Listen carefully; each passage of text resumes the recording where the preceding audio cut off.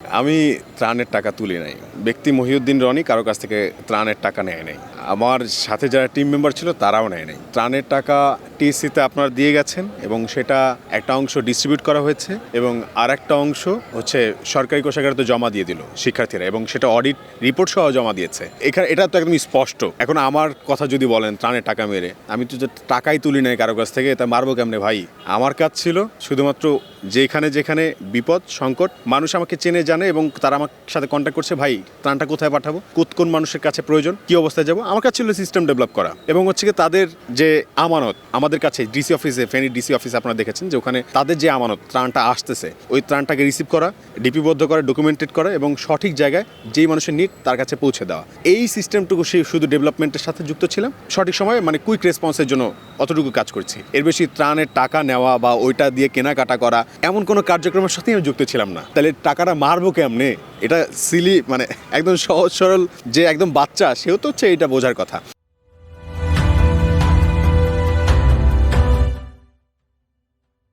যারা সাধারণ মানুষ তারা তো এই ব্যাপারটা বোঝে, তাদের ওইটুক বোধগম্যতা আছে। এখন যদি কেউ আওয়ামী ছাগল হয়ে থাকে তাহলে হচ্ছে তার ব্যাপারে আমার কোনো প্রশ্নও থাকবে না, উত্তর দেওয়া তো প্রশ্নই ওঠে না। তাকে আমি কেন প্রশ্ন উত্তর দিতে যাব? যে তার মধ্যে ওই চিন্তাটা তৈরি হোক। আমিও চাই যে সে ভাবতে শিখুক। ত্রাণের টাকা মেরে খাইতে হয় না, এই জন্য সুস্থ স্বাভাবিক জীবনযাপন করা যায়।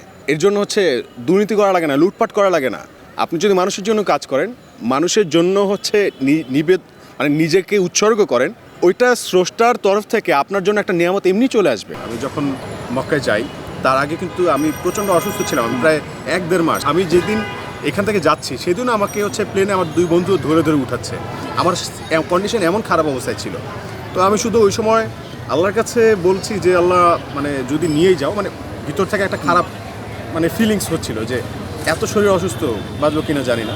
আল্লাহ যদি নিয়ে যাও অন্তত কাবা ছোঁয়ার সক্ষমতা একটু দিও, অন্তত কাবা ছোঁয়ার তারপর নিও। আমার মালয়েশিয়া থেকে আমার এক বড় ভাই পারভেজ ভাই, তিনি বলতেছে রনি তোমার হচ্ছে এখানে যাইতে হবে, তুমি এখন যাবা, আমি সম্পূর্ণ তোমার হচ্ছে গিয়ে ভার ব্যয় বহন করবো। তো আমি বলতেছি না ভাই, আমি এরকম প্যারা দিব না, আমি নিজেই তো চলতে পারি না, আমার তো সাথে করে মানুষ নেওয়া লাগে, আমি এখন কীভাবে চলবো, আমি একা যেতে পারবো না। তো বলতেছে আচ্ছা ঠিক আছে, তোমার 2 জন বন্ধুকে নাও। আমার 2 জন বন্ধুকে নিয়ে উনি আমাদেরকে ভিসা করে দিলেন, ভিসা প্রসেসিং করে দিলেন। তারপর হচ্ছে তার সন্ধ্যাবেলায় একজন বলতেছে রনি ভাই আপনাকে একটি স্পন্সর করতে চাই আমাদের হোটেলের জন্য, আপনি ওখানে, আমাদের হোটেলটা হচ্ছে মক্কাতে আছে, আপনি সেই মক্কার শুধুমাত্র আমাদের হোটেলের নামটা একটু বললেন যে আপনি এখানে ছিলেন বা আমাদের হোটেলের ফ্যাসিলিটিসটা কেমন এই সম্বন্ধে একটু বললেন। তো বলতেছি তাহলে এতে আপনার কী লাভ, আমার কী লাভ, হ্যাঁ, বা আমি ওখানে কেন যাচ্ছি? বলতেছে যে ভাই আপনার একটা মনোবাসনা ছিল, নিয়ত ছিল, হ্যাঁ, আপনার নিয়ত পূরণ হলো এবং আমাদের তো একটা প্রমোশন প্রয়োজন, সেই প্রমোশনের কাজটা হয়ে গেল। আমি হোটেল দারদাল ফাহাদে ছিলাম, তো সেখানে তো ভাইরা স্পন্সর করলো আমাদের প্লেনের টিকিট। তো ওখানে যাওয়ার পর তো আরও মিরাকেল ঘটে গেছে। আমরা তো গেছি একদম মুসাফির। আমার বন্ধুর কাছে 200 টাকা, আমার আরেক বন্ধুর কাছে হচ্ছে সে তার সর্বোচ্চ জীবনের যতটুকু ইনকাম সঞ্চয় সে 25,000 টাকা তুলছে। তো আমি হচ্ছে কি এখানে ওখানে ফোন দিয়ে ধার কর্য করে মানে 15,000 টাকা নিলাম।